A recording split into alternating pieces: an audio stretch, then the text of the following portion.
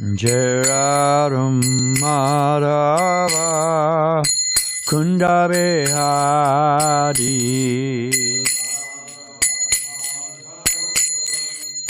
Kunda Behari. No drum. Jerarum Madhava Kunda Behari Radha Madhava Kunda Behari Gopijana Balava Girivanadari Girivanadari Gopijana Balava Girivanadari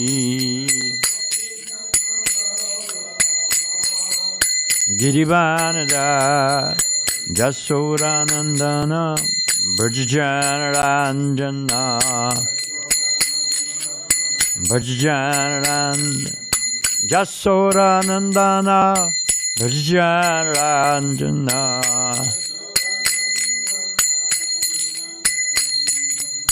Jamuna Tiravanatari Jamuna Tiravanatari Jaya Radha Madhava Kunda Behari Madhava Gopijana Balava Girivanadari Girivanadari Jasodanandana Brajanaranjana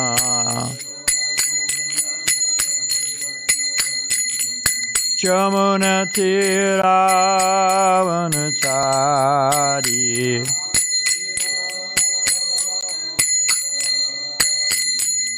Hare Krishna, Hare Krishna, Krishna Krishna, Hare Hare, Hare Rama, Hare Rama, Rama Rama, Hare Hare.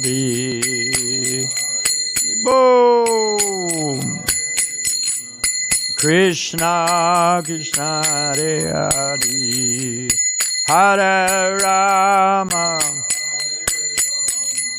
Rama Rama, Hare Hare Krishna, Hare Krishna, Krishna Krishna, Hare Hare, Hare Rama, Hare Rama, Rama Rama, Hare Hare.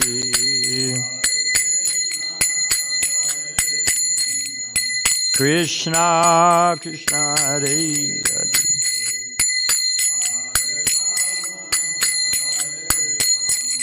Rama Rama, Hare Krishna, Hare Krishna, Krishna Krishna, Hare Hare, Hare Rama, Hare Rama, Rama Rama, Hare Hare. Boom!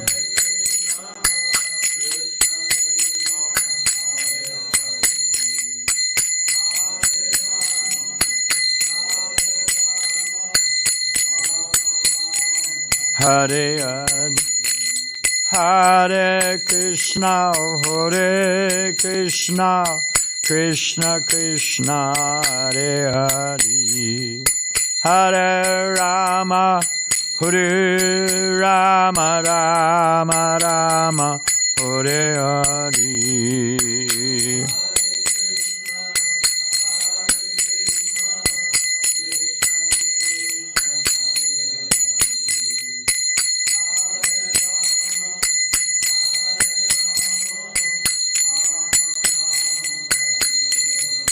Indriyarum Madhava Kundabehari.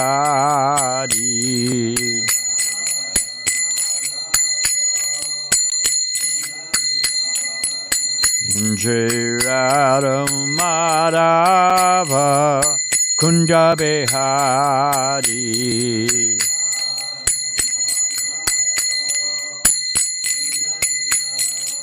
Indriyarum Madhava Kundabehari. Madhava Kundabehari. Jai Om Vishnupad Paramahansa Paribhajikacharya Satedjishaman. His Divine Grace Abhay Charan Bhakti Vedanta Swami Maharaj Srila Prabhupada Ki. ISKCON BBT Founder Acharya Jagaguru Srila Prabhupada Ki. Anantakota Vaishnava Vrinda Ki. Namacharya Srila Haridas Thakur Ki. Prem Shri Goho Shri Krishna Chaitanya Prabhu Nityananda Shri Dvaita Gadadhar Shivasari Gaur Bhakta Vrinda Ki. Shri Shri Radha Krishna Go Gopinath Shama Kunda Radha Kunda Giri Govardhan Ki. Vrindavan Dham Ki. Mathura Dham Ki. Dwarka Dham Ki. Navadvip Dham Ki. Jamuna Mai Ki. Ganga Mai Ki. Tulsi Maharani Ki. Bhakti Devi Ki. Samveda Bhakta Vrinda Ki. All glories to the assembled devotees. All glories to the assembled devotees. All glories to the assembled devotees. All glories to the divine Lotus Sita, Shri Shri Guru and Gauranga. Krishna Sadamo Pagate Dharmaganadi Bisaha Kalanda Sadashamesha Parano Konadodata Narayana Namaskitra Naram Chaivam Narotama Devim Saraswatim Vyasam Tato Jayam Udirayat Om Namo Bhagavate Vasudevaya Om Namo Bhagavate Vasudevaya Om Namo Bhagavate Vasudevaya.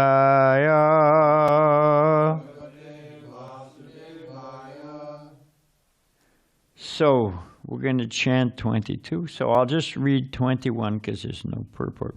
All the blessed women in the heavenly planets will continuously chant about your spotless character at every moment. And the people of this world will also chant your glories continuously. So text 22. Shri Sukha Uvacha Evam Samkirta Rajanam Devasa Paritosita Yaya Vihaya Samantra Brahmalokam Ahaitukam Shri Sukha Uvacha Eva Sankirtya Rajanam Devasa Paritosita Yaya Vihaya Samantra Brahmalokam Ahaitukam Shri Sukha Uvacha Evam Samkirtya Rajanam Devasa Paritosita Yaya Vihaya Samantra Brahmalokam Ahaitukam.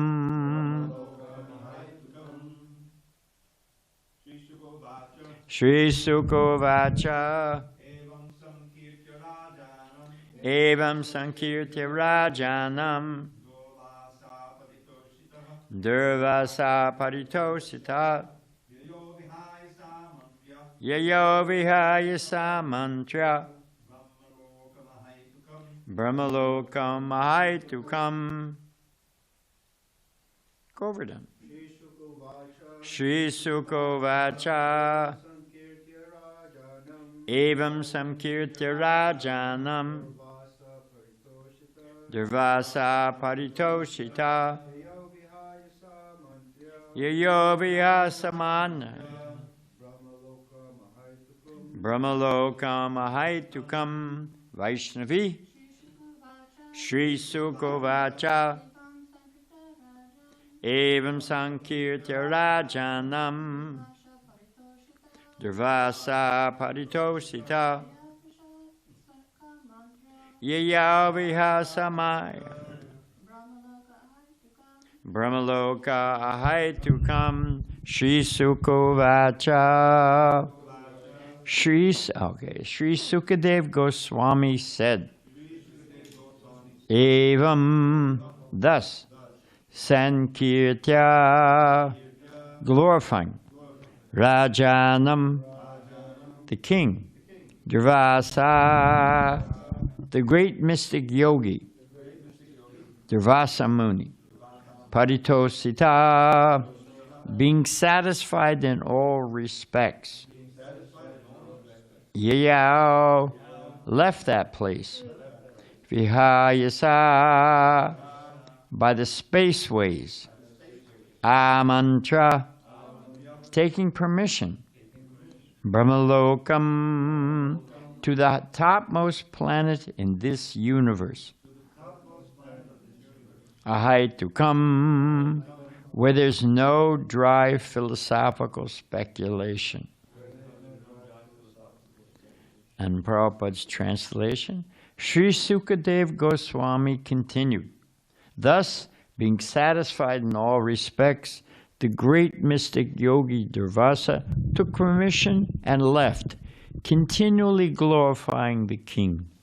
Through the skyways, he went to Brahmaloka, which is devoid of agnostics and dry philosophical speculators.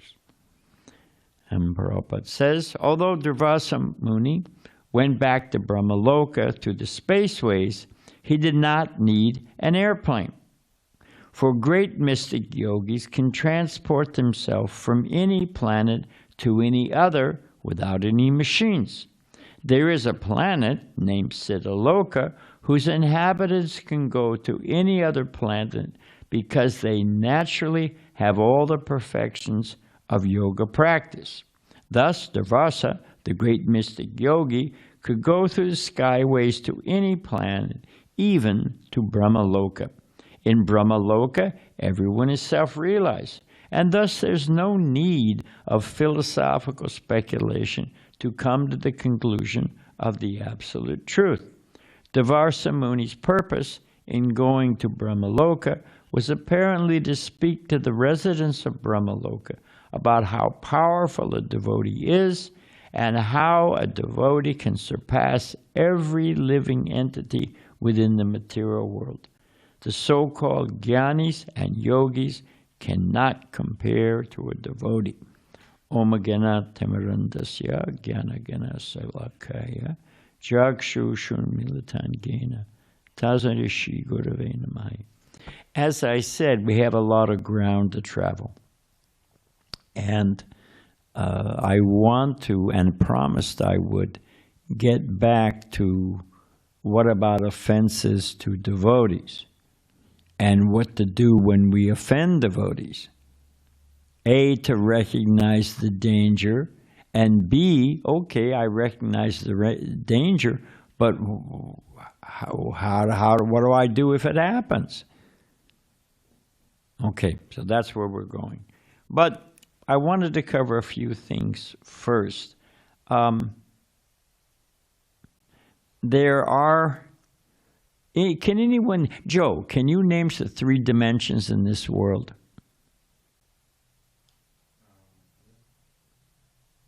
Huh? Yeah. Anyone know that? What are we live in a 3-dimensional, actually many more dimensions. But generally, so when they say something is 3D, when they say something is 2D, Naveen, what does 2D mean? Yeah, height and width. Very good. And what is the third dimension? Depth. Yeah, exactly. Height, width, depth. Okay. What's the fourth dimension? Huh? Time. Time is the fourth dimension. We live in a multidimensional universe, and that is how the yogis travel. If I go onto someone's computer, there may be some kids' games that the kids play. All right? You go a little deeper. You know, maybe the parents, they have a higher level. It opens up. Maybe the father or the mother, could be either one, works for the CIA. Whoop! There's a whole other dimension. So on that one, if I turn on my phone right now, and I hope none of you are doing this, I could be shopping on Amazon. You know, I could be listening to sports. All of that is, we used to have a funky speaker or an amp, whatever it was, and it used to pick up police signals when the police would go by. So all of that is in this room. There's somebody at the Super Bowl. There's somebody shopping. There's all kinds of things. If you have the right device, you can access them, right? It's not a novel concept. So similarly, the yogis, according to the quality of the yoga, has different access to different levels in the universe. There's portals, there's passages, there's freeways, there's shortcuts. There's all kinds of things. You can traverse over the Milky Way and get a direct line to Durvaloka. There's all kinds of stuff going on. And we're in this little tiny box thinking, oh, we know everything. And no. Okay, so that's one point. We live in a and there's techniques. There's something going to Mars. And the way they get it out of it's buzzed by a couple other planets. I forget what the other planets are. But to get out of the gravity field of this one and get enough speed to go to this one, the NASA, or whoever's doing it, send this thing around at an elliptical angle, like, when you do with the slingshot, or what is it called? Not a slingshot, but a sling. You whirl it around by centrifugal force, and then off it goes. So they spin this thing around at a particular angle, and after X number of times, it has enough force, they knock it right out of the... So there's all kinds of... If you know the method, there's all kinds of even for our little pea brains, there's all kinds of far-out things. So we live in a complex, multidimensional universe. It's not wishful thinking. It's not mythology. It's not fantasy. It's just like the little ant who can't conceive that this room is full of people. They have no concept. Okay, so now, Sri Sukha Uvacha. Who are we hearing from? Think of our great good fortune. I live in the Diamond in the Rough apartments, luxury living in Pacific Beach. And I hear them all the time. And they listen to so much rubbish. The one guy's always on the sports channel, blasting it out. Yesterday, it was some kind of women's wrestling or something. I don't know what was going on. But it was real seedy. It was, The other guy is always listening to podcasts, how to make money. I mean, I appreciate, on one hand, he wants to better himself, but he's always listening to podcasts. He was into Bitcoin. He told me he was going to take me to India. Would I go with him to India? He'd fly me first class because Bitcoin was up. And then Bitcoin crashed. So everybody's listening to everybody, they're reading the Prabhupada says, what is it? The worm wakes up in the morning. The bird wakes up. The bird wakes up and says, where is worm? Where is worm? Where is worm? Where is worm? And the man wakes up reads the Wall Street Journal, says, where is money, where is money, where is money? Everybody's hearing and chanting. But where does that take them? It just fills them with this type of anxiety or another flavor of anxiety.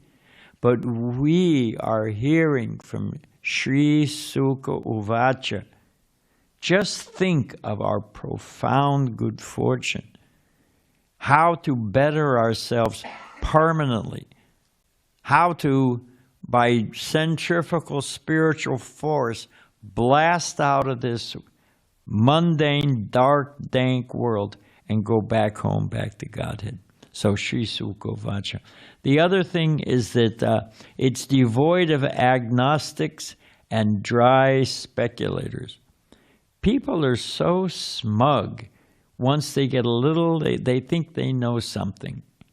Like the existentialists. They're sitting around there with a French beret, smoking a cigarette. I'm too cool for you. So people are too cool. My brother, who through the different rough spots of life became humbled. He's actually not a bad guy now. And he respects the devotees, which is a good thing. But when he and I were living together, I got a copy of Prabhupada's Gita. He said, oh, you're reading that? What, I'm keeping it as a book stop? Of course I'm reading it. He said, it's too simple for me. I said, what do you mean? He said, it lays everything out so clearly. Huh? I thought that was sort of the idea, you know? No. He wanted room to speculate. Krishna's another name is Hari. Hari means one who takes away. Who takes away? Thieves take away. When are thieves active? Thieves are active at night. At night, it's dark. When it's dark, you can't see anything. When you can't see anything, everything's unknown. So when it says surrender unto Krishna, what it really means is surrender to the unknown. What? I mean, what off-ramp did you get on? Manmana bhava mad bhakto madhyaji mam namaskuru mama vashasi satyam te. What is it? Matajana priyosi me. How many times does Krishna say me in that verse? Every line. And one line he says it twice. And yet, because they want to speculate. Because if I just read it, Sarvadharma Pridyaja Mamikam Saranambraja, the amalgamate, the conclusion, the Vedanta Sutra, the Veda Anta, the end of all, what is it? Vedaishta Sarvam Ahameva Vedyo. Is Krishna, surrendered to Krishna, become his devotee. That's cutting it a little close there. So, you may think you're too cool. They think it's for simpletons. Oh, you bow down to Krishna. There's who is that guy? J.D. Salinger, Catcher in the Rye, that there's someone, you're running in the rye field and there's a cliff, you're going to fall off it. There's somebody there to catch you.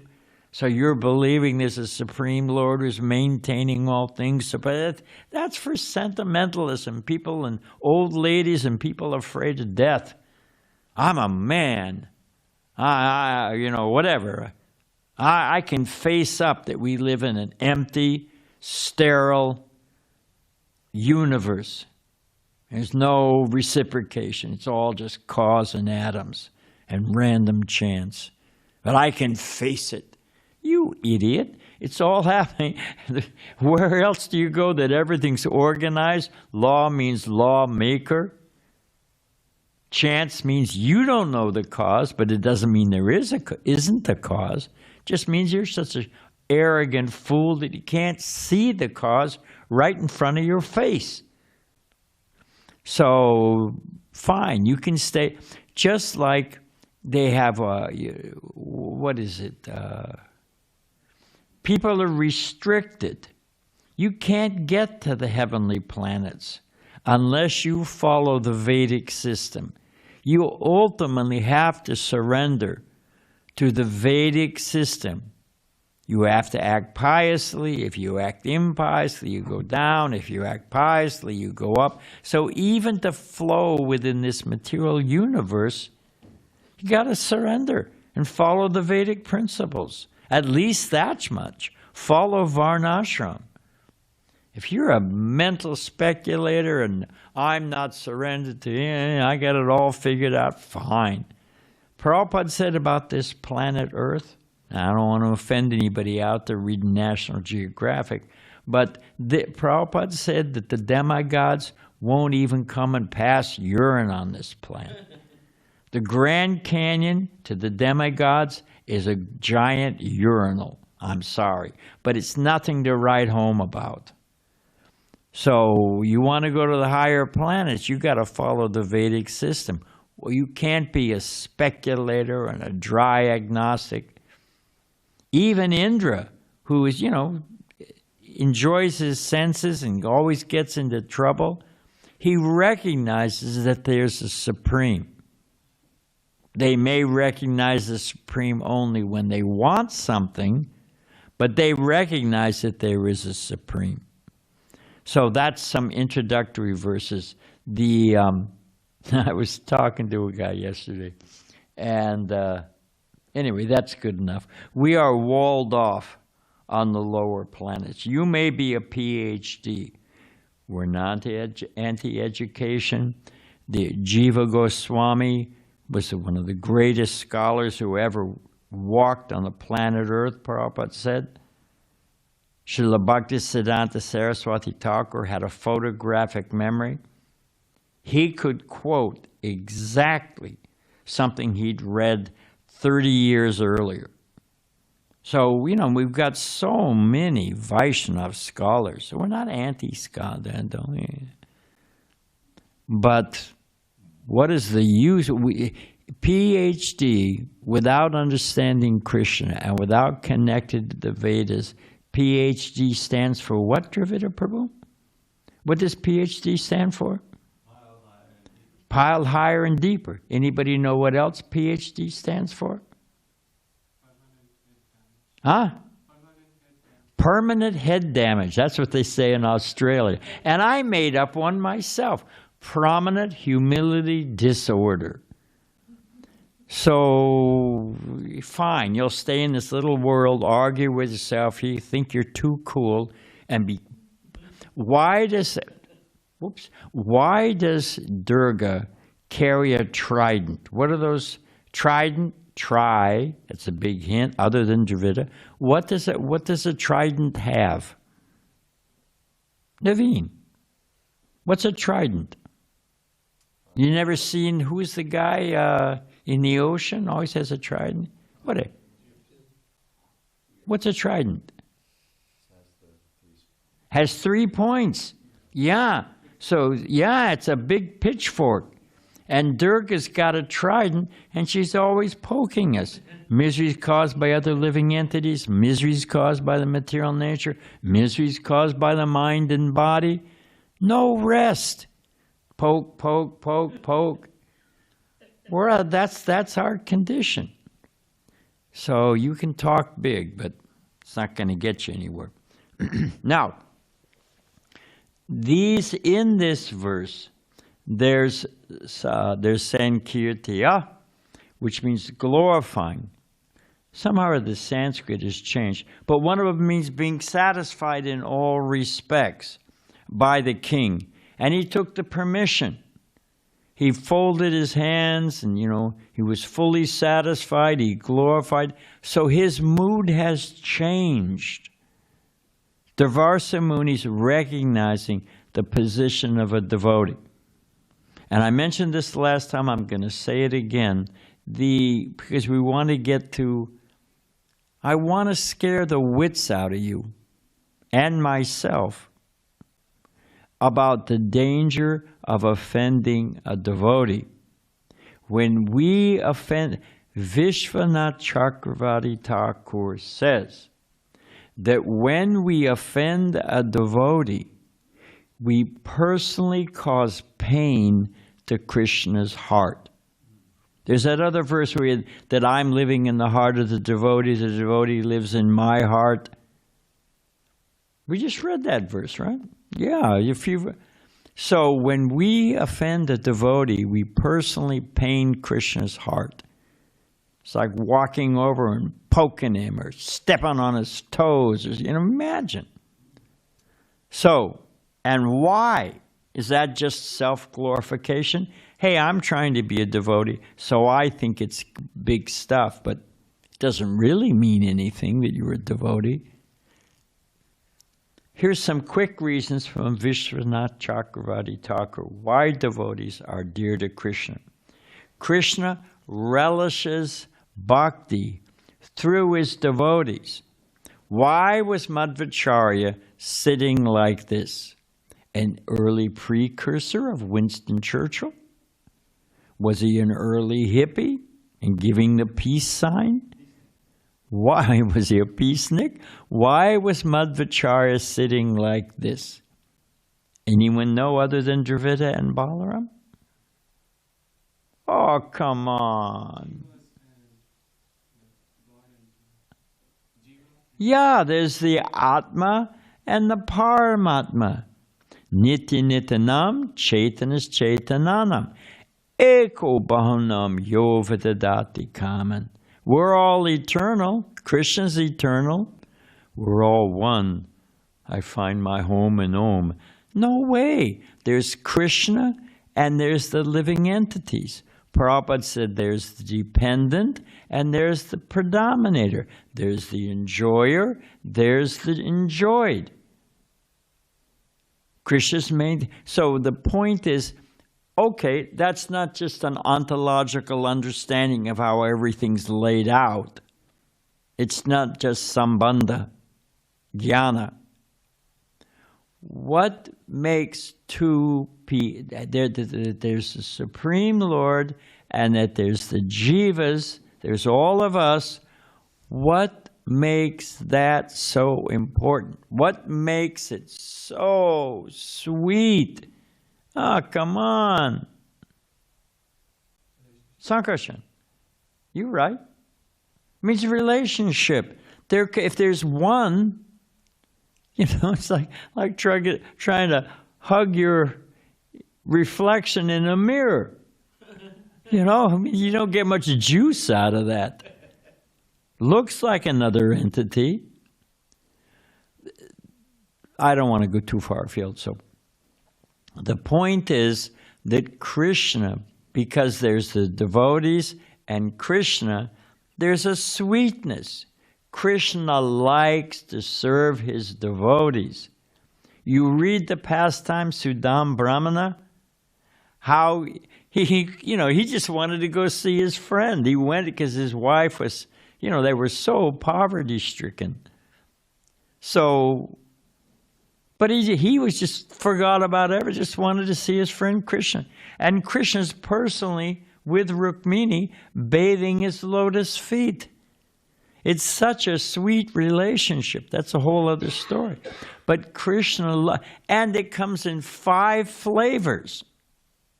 You get a candy, it's just one flavor, you get bored. You get 5 flavors, and then there's 12 subrasas. Fearfulness, ghastly, Krishna's wrapped up by the Kaliya serpent. Everyone's, according to their ras, they're feeling a certain way.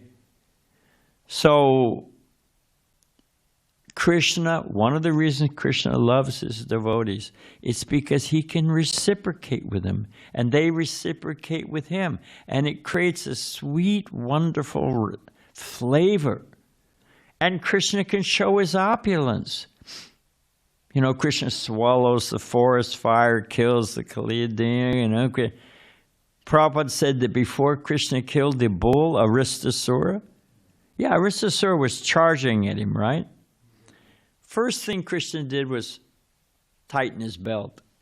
In other words, danger's impending. Everyone's completely fearful. And Krishna's like diffident. He's not even,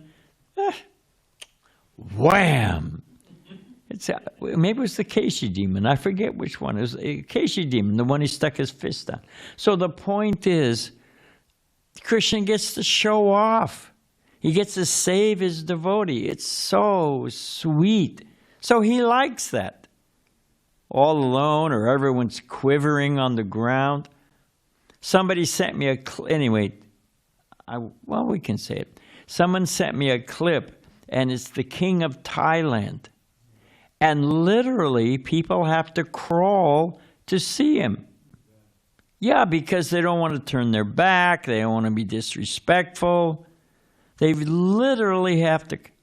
You think Krishna likes that?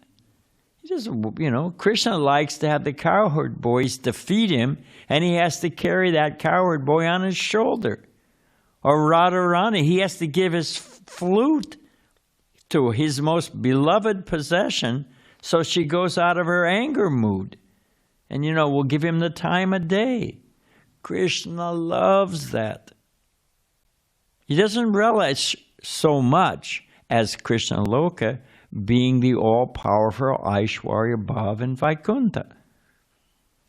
So Krishna loves, that's one of the reasons Krishna loves his devotees. It brings out his qualities, his flavor, his ras. It increases his glory. So that's one reason. Here's another reason. Dravarsa Muni, and you look at Srila Prabhupada coming to America. They give up everything for Krishna.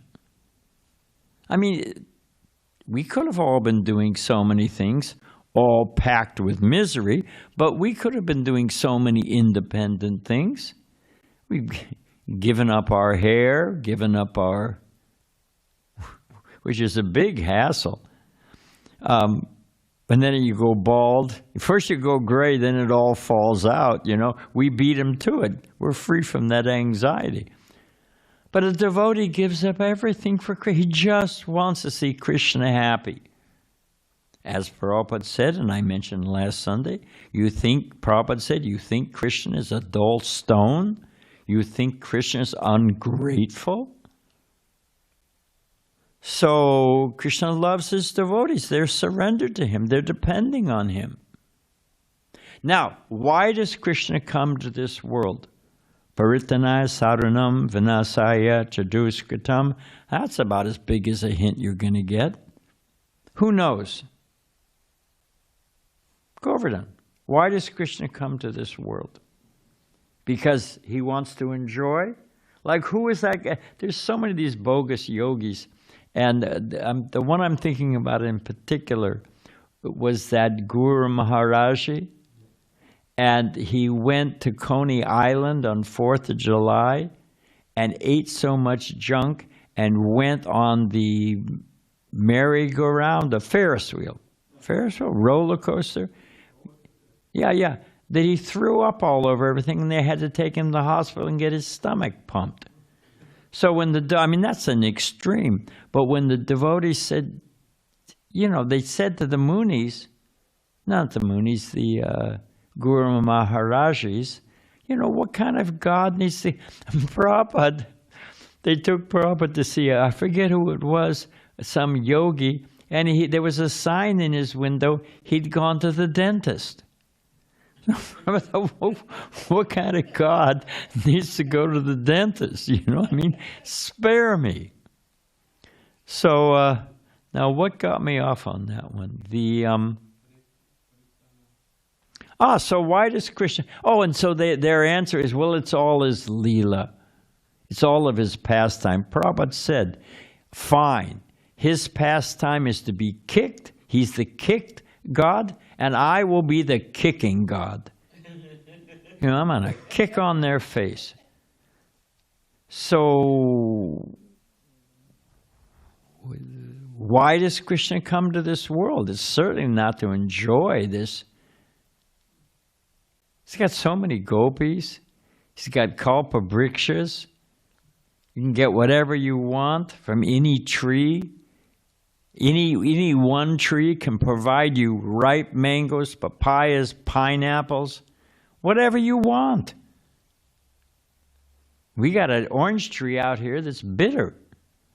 Okay, so why does Krishna come to this world? Anybody know who hasn't been in the game yet?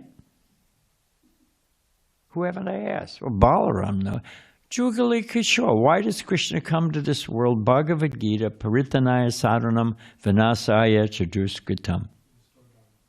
Huh? To restore Dharma. Yeah, it's a part of it. To save the devotees and annihilate the demons. Krishna comes to this world because he wants to deliver us. He wants us to go back to Godhead.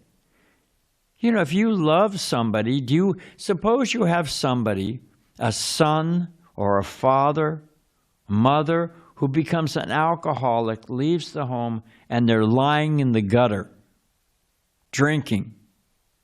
They got their pants on backward, their urine soaked. Yeah, I mean, you see those guys. Go down to the restaurant row down here in San Diego where they have all the restaurant supplies, and next to it is Father Joe's Village and all that stuff. Whoa. They're in sorry shape. Do you like to see your father in a sorry shape? Or your husband? Drunk, lying in the gutter, pants on backwards, urine soaked, hasn't bathed in... Oh, jeez. You want to save them. So Krishna comes to this material world to save him. And what instrument does he work through? Does he just work through the heart and zap, I see the light? How does Krishna work? His most important duty is to save the living entities rotting in this material world. And does Krishna just do it by zappification? That's a word I made up. How does Krishna save the living entities in this material? Yes, he's within the heart as Chaita Guru. Yes, he's there as the Diksha Guru. But what's the other type of Guru? Siksha Guru. He works through his devotees. The devotees, we could be doing so many things with our life, but we're just trying to think how to please Krishna. How can we make the temple attractive? How can we expand the preaching? How can we make nice prasadam? How can we make the deities so beautiful? People think, I'm loving. What does Rukmini say? Why worship a mortal? You know, a bag of mucus stool and all the decorated with a mustache. That's where you should put your love. You know, put your love in Krishna, who gets more. You marry an ordinary person, they go to seed pretty soon. They get a paunch, you know, a big belly, their hair falls out, they lose their teeth, lose their sense of humor. So many things. They get gas all the time. You know, and Krishna just gets more and more and more and more and more attractive. Where should you put your love? I mean, just think about it. Okay, so that's why, and the devotees are helping Krishna. And so Krishna loves his devotees. They bring out Ras, they bring out his power, his glories. They're surrendered to him. They've given everybody else. They're just exclusively dependent on him. They're helping him with his work. Krishna loves his devotees. Well, can you imagine? We offend them. Okay, now, we got a few more minutes. What do we do when we offend the devotee? How do we remedy it? I have a letter written to me by Prabhupada in 1971. And I'm just going to read a highlight. I wrote to Prabhupada complaining about the devotees. And to this day, I still think I had a right. We had a temple president who was stealing from the hundi. It was a wild place. You know Gadagraj? Bhakti Jean moved in St. Louis and was my only association.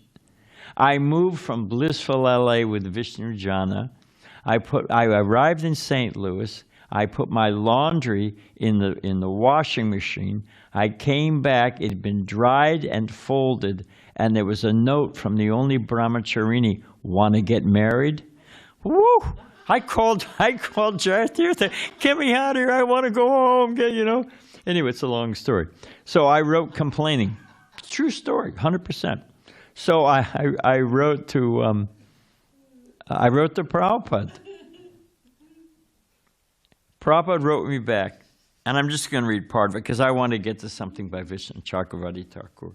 Now, what did I do with it? I just had it in my hand. Do you see a piece of paper?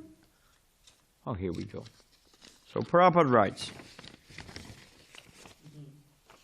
regarding your second point, I am pleased to hear that you were concerned about the development of your neophyte God brothers and God sisters.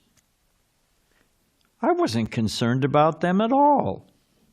And Prabhupada was giving me a little needle, that, hey, you're complaining about this, you're finding fault. That's what I was doing. And Prabhupada says, he instructed me, after explaining, you really should be, if you want to look at the other devotees, why don't you think about how to help them? Why don't you set a good example? Instead of criticizing, show them the right path. That's what a devotee does. And then Prabhupada said, the difference between the devotee and the non-devotee is this. Just like the bee and the fly.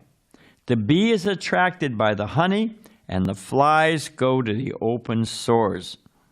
So devotee is only attracted by the good qualities in other people and does not see their faults. He is a friend of everyone, and in this way he finds his life sublime. So what did Prabhupada tell me? He told me instead of being so selfish and complaining and finding fault in others, being a materialist, looking for open sores, he punched me in the nose. He said, be a bee, look for the good qualities in others. How many times did Prabhupada write letters? I'm asking Dravida Prabhu. Letters that said, find the spark and fan it. We see the good qualities in someone else and we fan it like a spark. The fire's going out, but there's a little spark. You fan it, it'll flare up again. We should look for the good qualities in others. And Prabhupada says, it's so sublime. Oh, that's the word Prabhupada uses. That's the wrong one. Prabhupada says, so a devotee is only attracted by the good qualities in other people and does not see their fault, like the fly looking for sores. He is a friend of everyone, and in this way he finds his life sublime. That's the secret to happiness. And Prabhupada put it in 2 paragraphs.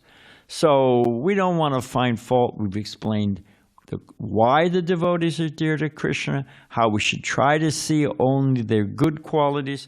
And then, so what do we do if we offend them? Inadvertently, or maybe we just have, we fall into our fly-like mode and find fault with the devotee. So what do? I wanted to read, I'm skipping ahead a little bit, but this is from the Madhurya Kandambini, which is a shower of rain clouds. When the clouds come and shower rain. So he's broken his book into different waves of clouds.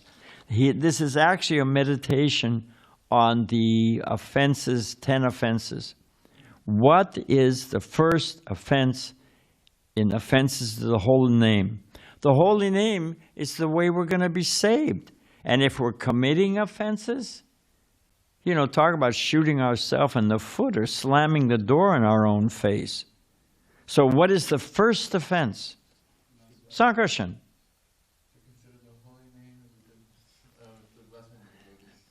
Playing with my mind, huh? To offend the devotee. So what do? It says here, the first offense is to criticize and blaspheme the devotees. If one even accidentally commits this offense against a Vaishnava, he must bitterly repent his low behavior. Just as poison is counteracted by poison, similarly the offender, having set aflame his spiritual life with blasphemy. You offend a devotee, you are lighting your spiritual life on fire. What do they say, pour gasoline and throw a match on it? Okay, where were we? Must be purified by the fire of contrition, as that fire is, I mean, it's so nice. So it's such a sweet way of saying things. Just as you can burn the house down, by offending a devotee, the fire of contrition. Contrition means remorse, regret. Oh, what have I done? I've offended one of Krishna's devotees. That sense of remorse, regret, like you're drinking poison, that same, as fire will burn your devotional service, that same fire of contrition will give you the light to change. Okay, so then he says, the offender must go and fall at the feet of the devotee he reviled and beg forgiveness until he is again able to please that Vaishnava. You can't just casually say, sorry, Prabhu. You have to do something to win back. And devotees are, devotees you can do practically. You can offend them and you just say, offer your obeisances. And devotees are kind. Don't worry about it. But Vishnu Chakravarti Thakur says you have to actually do something to win back their, to solve the wound you caused. And I'm talking solve like a bomb, that also has a different way of saying it. Like an ointment. If you have a burn, you put it on top, it cools it and heals. So we have to do something to serve that devotee. Srila Bhakti Siddhanta Saraswati Thakur, other than Dravida and Balaram, instructed his disciples to do what? Every day. Okay, that's a big field. Chant your rounds, this and that. But in the context of offending a devotee, what did Srila Bhakti, there's a whole paper he wrote, which is Rules to Living in the Ashram. Anybody know? We'll open the gate. Dravida. Serve 10 devotees every day. Make a conscious plan. It can be a small, save them a plate of prasadam, hold the door open for them, get a cushion for them. Doesn't have to be a big deal. You guys got something going on there? You're just serving each other. Acha, okay. Make a conscious plan to serve 10 devotees a day. It's not to get a chair for them. Say something nice. Hey, that was a nice offering you cooked, whatever it is. Oh, your tilak looks good, So, the offender must go and fall at the feet of the devotee he reviled and beg forgiveness until he is again able to please that Vaishnava. Not just one and done. You got to win their heart back. He must approach the devotee in trepidation in his heart, thinking that by pleading, praising, offering repeated obeisances, or by any means, he must satisfy the offended devotee. Yet, if for some reason he's unable to appease the devotee, then the offender must continue to serve him for many days in a way that will impress and satisfy him. One last thing. Here's the recipe. Our acharyas have given us everything we need to succeed, how to stay on the path, if we make a mistake, what to do. Here it is in black and white. In case the offense is of such serious nature that the Vaishnava's ire remains unpacified, then the offender must strongly condemn his own abominable action and think, Oh, how shameful! I have blasphemed a Vaishnav. I shall have to suffer millions of years in the fire of hell. With a heavy heart, the aparadi must then take complete shelter of the holy name and chant incessantly, knowing that that is his only hope. There was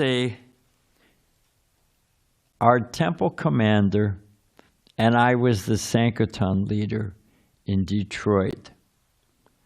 And our GBC at the time, Satsarupa Swami, was visiting. Hare Krishna, come on in, take darshan. So we were pretty passionate in those days. And I meant we, and who's going to get this man some prasadam? Or are we going to sit here like cold-hearted stones? Sankarshan's on it. So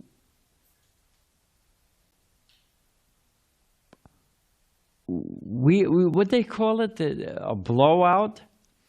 Do you remember the devotees used to, we were young, we were passionate, we were full of halava, soaked in ghee. We were pretty passionate, and we would get angry at each other. What was it? I fried him. The sauce, I gave him the sauce.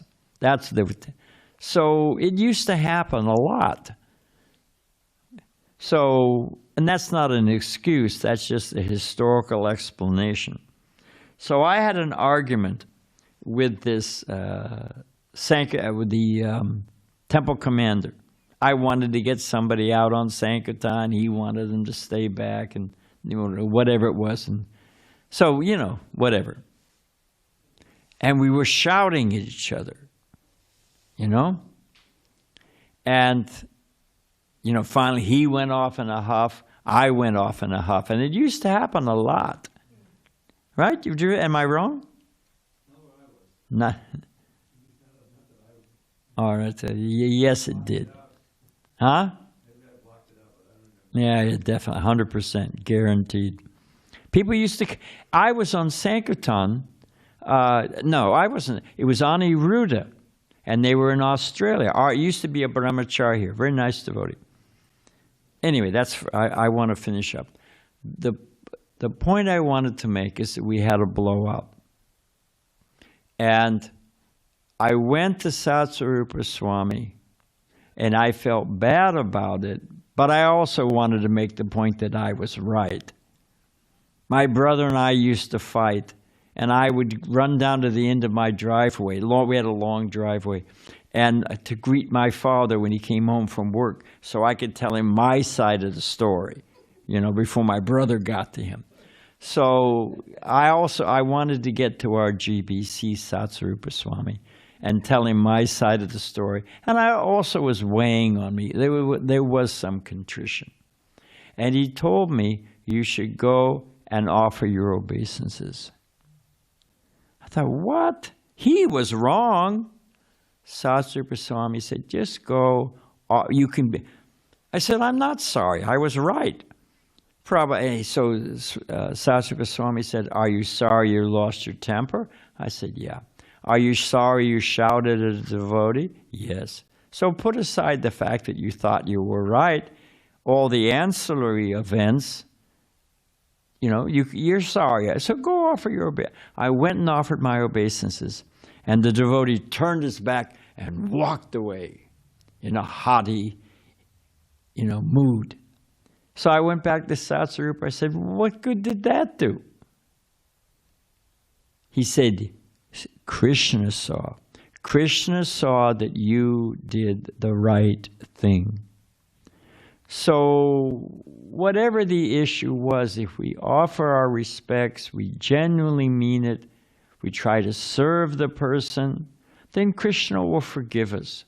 And we have to keep at it until what? An apology cannot be, I'm going over time, way over time. An apology cannot be, I'm sorry you were upset. That's a bogus apology. I'm sorry you were upset. Like, oh, you've got a short fuse and what I would... That's not an apology. An apology means you have to say, well, maybe I'll save that for next time. So we should be careful of offenses to devotees. Any devotee who's trying to serve the Sankirtan mission, trying to serve the deities, chopping vegetables, they don't have to, well, I can offend everybody except, you know, if they're a sannyasi or they're a Prabhupada disciple or they're, you know, but everybody else is chopped cabbage. No. Simplest devotee. They're dear to Krishna, and if you offend them, you have to make rectification. You have to work on it. And we'll end here, I promise. What is the proof that your offense and your attempt to remedy it has been proven, has been efficacious, has had the desired effect? What's the proof? Seems pretty important, and we remembered it. We mentioned it 3 times. Anybody home out there?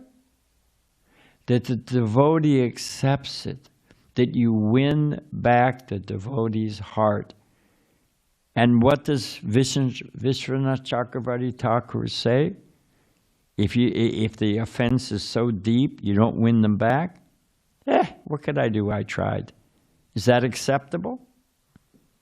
What do you have to do? We have to keep trying. Yes, you have to keep trying and keep trying and keep trying. And if you can't win them back, you have to, in trepidation, take shelter of the holy name. So we can end there. Thank you very much, Prabhu. Hare Krishna. And I'm talking to myself, to tell you the truth. I wanted to look in this for myself.